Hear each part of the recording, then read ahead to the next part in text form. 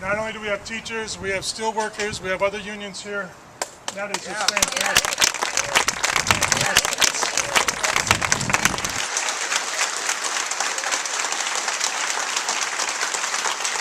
The basic message today is that we want this school board to take the handbook that they've created, which we feel is incredibly divisive and removes everything that we worked for 30 years here in Kaukauna to create with consensus bargaining.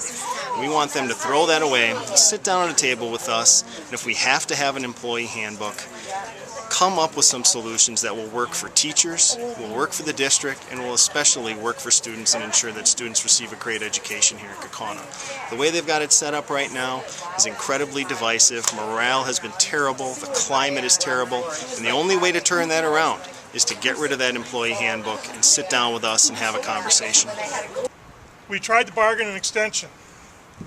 Association made several attempts to meet with the board, and we were told, no, we're not ready, we need more time, no. And then of course timelines ran out and we got this great handbook.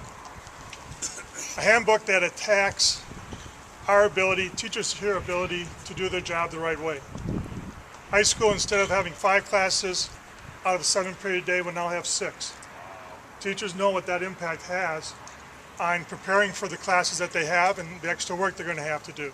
Principals can now dictate to the staff that they want you here in the evening for extracurriculars, and the heck that you may have a family at home where you have to go see your son or daughter's extracurricular. It's up to the principal. That's not the Kaukauna way. The Kaukauna way has been to sit down if there's a problem and let's talk it out and let's work it out. We've got to have a handbook, fine, let's make a handbook, but let's do it together. We claimed this is going to reduce class sizes. Well, yes, it is going to reduce class sizes, but at what cost? You added another section to a teacher who's going to now be teaching 6 sections, possibly 30 students per class. That is 180 students a day that teacher needs to be responsible for all their learning, not counting the committees, not counting the extra now that they're going to have to do at the request of their principal outside the school day without compensation. Thoughtful, collaborative dialogue is the only way to decide what's best for our kids, and that's why we're all here tonight.